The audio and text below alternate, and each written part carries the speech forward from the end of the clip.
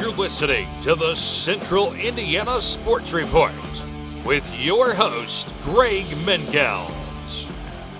Welcome, IU fans, to the Central Indiana Sports Report and our reaction to Indiana's 56-9 victory over Kennesaw State.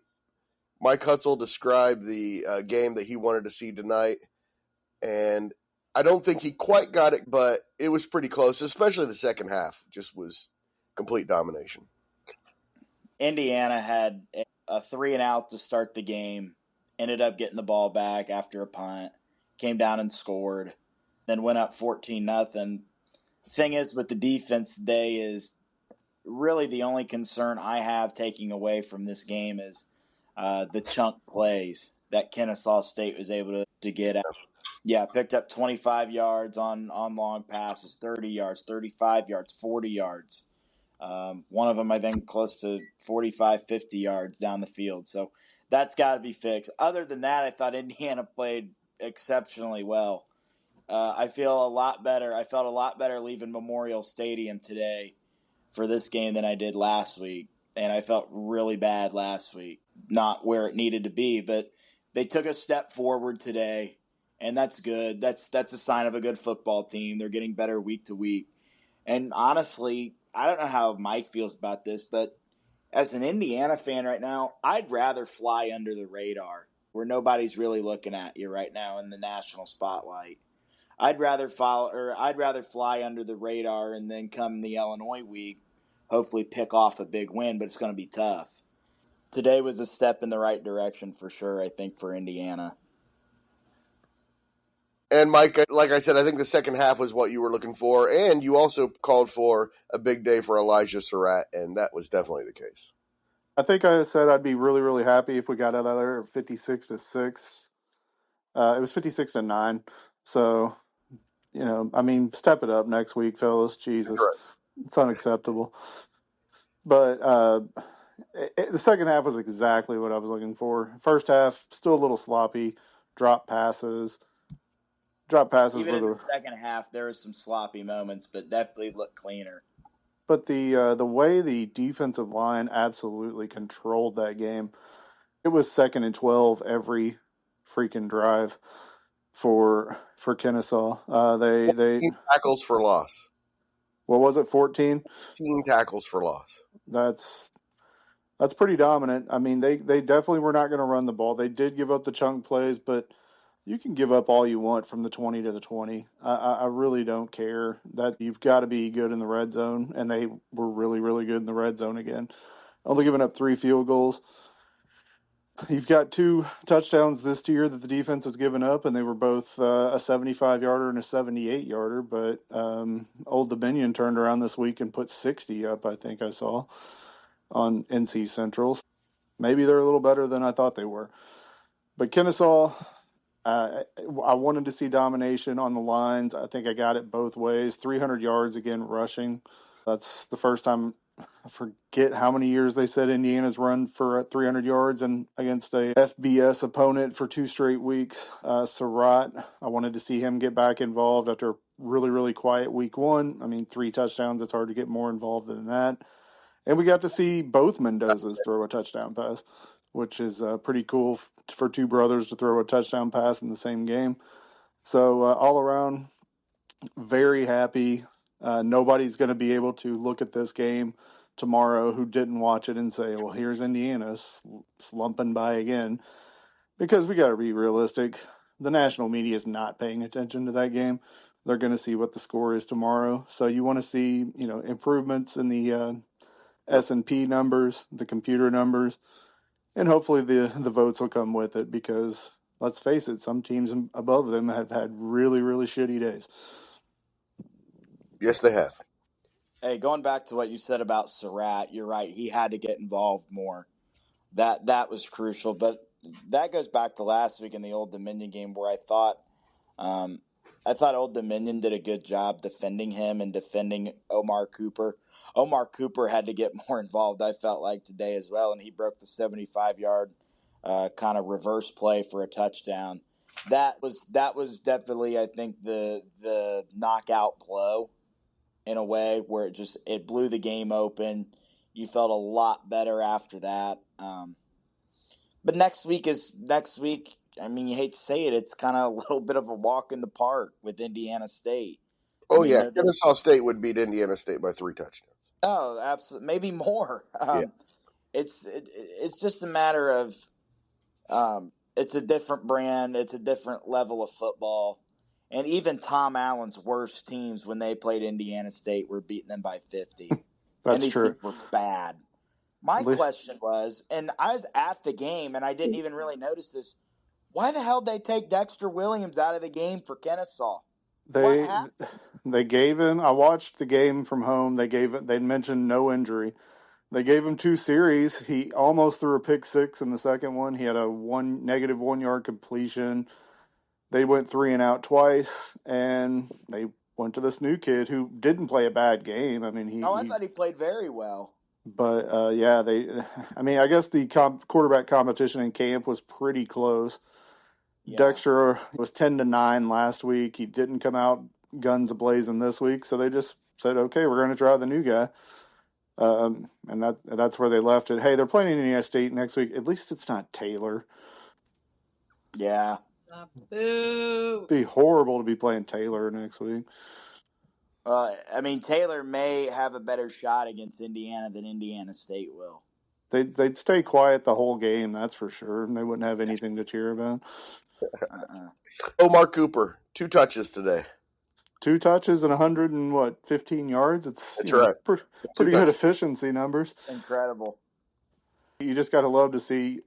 He's an explosive player. Last week he dropped the 60-yard touchdown that would have made Fernando's day look a hell of a lot better. Right. Today he got his hands on the ball twice and definitely did something with it. So you can't really complain about anything. But it's good to see the playmakers on the team actually making plays after just such a lackluster week last week.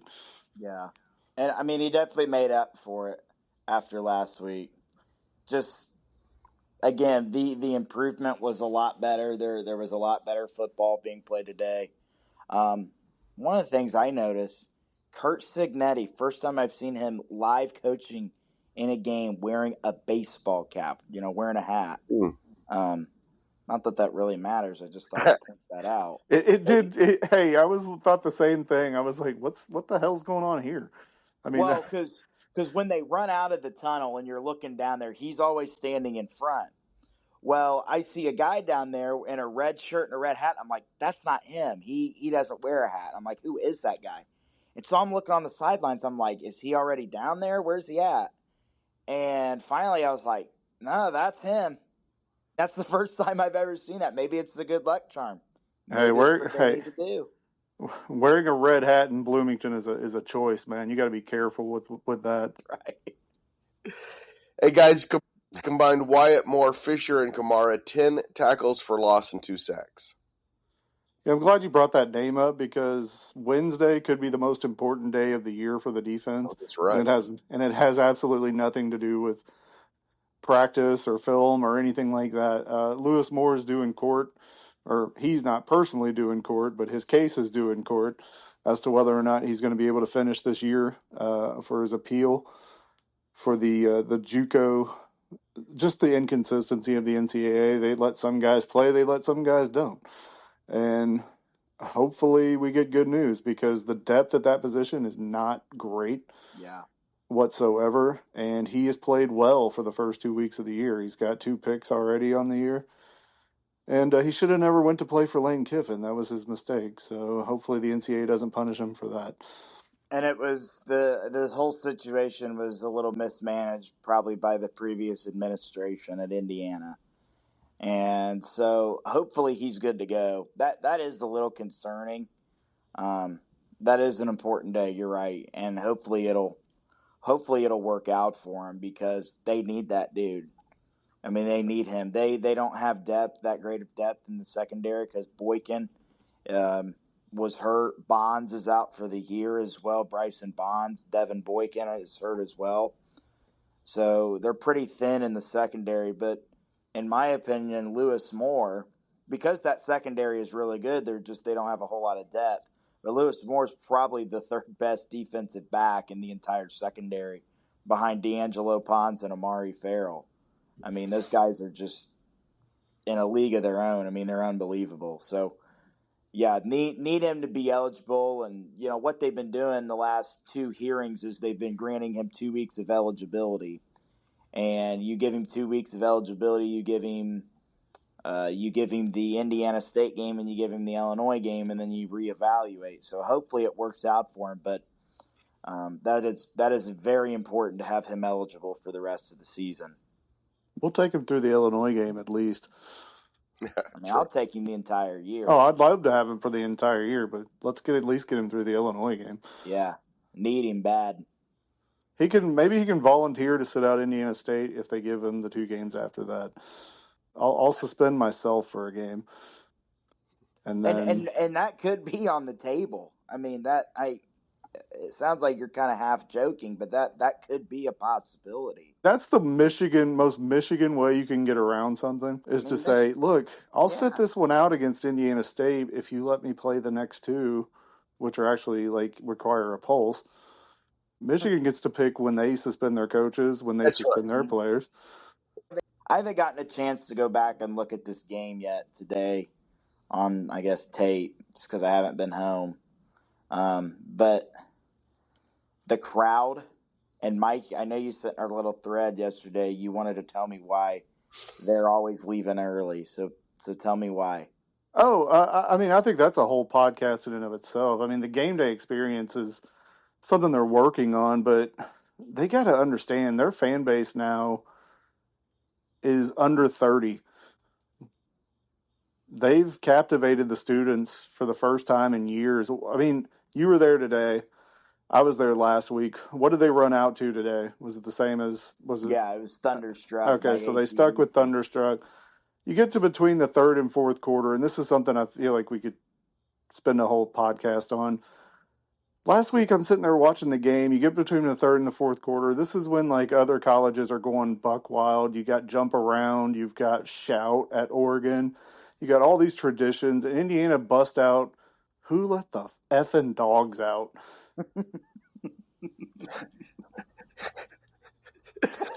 Wow. I'm like, this is 1999, and it sucked then. That's right. Everybody laughed at it then. That's hilarious.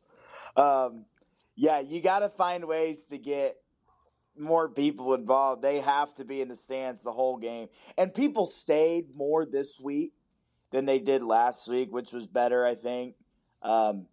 People stayed for more of the entirety of the game. The thing is that I kind of brought that up to the group I was sitting with, and a guy with me, an Elwood guy, shout out Joel Mendenhall, tells me that he goes, Grant, you want to know what they can do to get people to stay in the stands the entire game? I'm like, what? He goes, effing schedule better. That's right. Stop playing Kennesaw State. And he's right. I mean, he's right, but it'll pay off in Big Ten play when UCLA's here, and then people are staying for the whole game, and it's sold out in Illinois and Michigan State, the 4 Big Ten games. It'll pay off. It'll be worth it to have a thin crowd the first 3 weeks, and then in those big, in those huge Big Ten games, have a big crowd that stays the entire game and is rowdy the entire time. It'll work. I mean, the most important way, and the way you're going to get people to stick around, is you got to stack winning seasons together. I mean, we talked about the Tom Allen big year, went to the Gator Bowl, and then they had the worst year since the DiNardo era the year after that. I mean, that's why I think it's so important to stack this season with at least like a 9-3 and actually make a bowl and win it.